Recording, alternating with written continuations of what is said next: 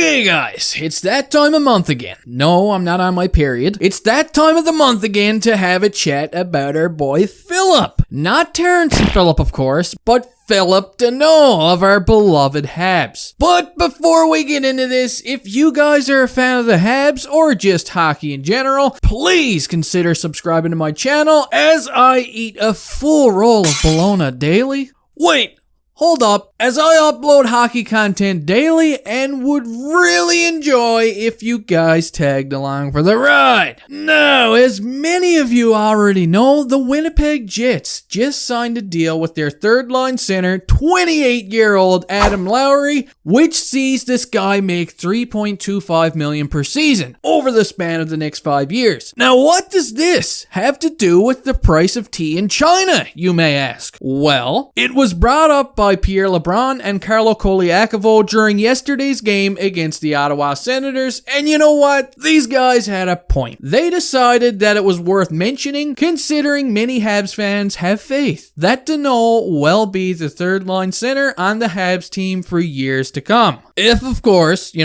don't already consider him the third-line center. With young guys like Nick Suzuki and Jesperi Kotkaniemi on the rise, Phil Danault is definitely going to have some stiff competition for however long this guy remains a member of the Habs. Which, of course, there's nothing wrong with that, right? Well, here's where the situation gets a little sticky. You see, our boy Phil, he reportedly turned down a 6-year deal, which would have given him $5 million per year right before the beginning of the season began. So the thing that comes to mind, of course, is, oh, thank God.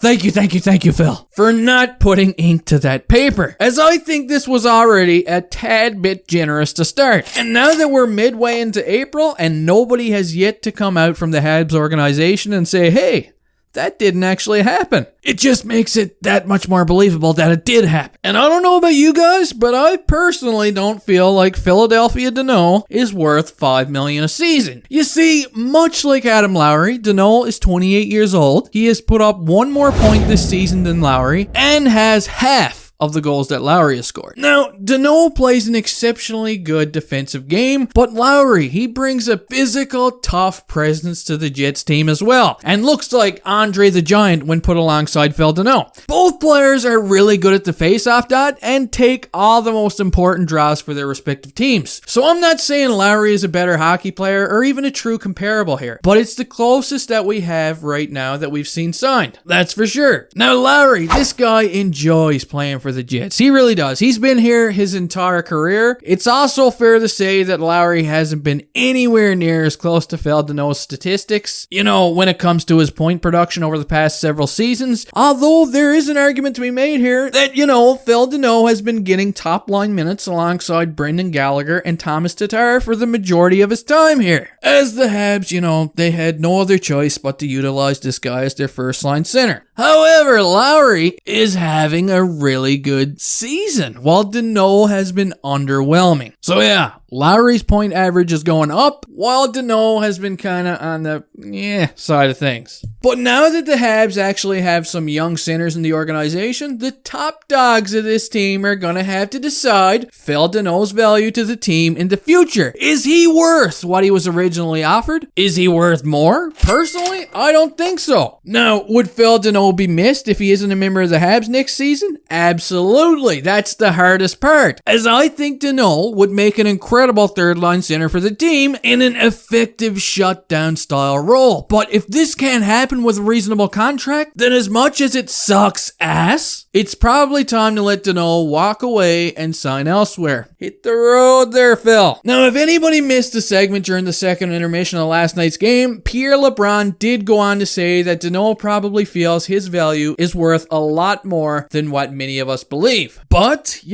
after the way things have been going, I've been really questioning the entire core of this team, Danault included. These guys right now aren't even capable of stringing together a few wins. You know what I mean? It's been a rarity. I don't know. I can't see these guys going far. I just can't. Anyway, guys, that does it for this video. I just wanted to give my thoughts on the recent signing of Lowry and how it kind of compares to Danault's upcoming contract. I know, it's apples and oranges in a sense, but hey, it's definitely an interesting topic of conversation right now. As always, let me know your thoughts in the comment section, as I would really enjoy hearing how you guys feel about Danault moving forward. Have a good day.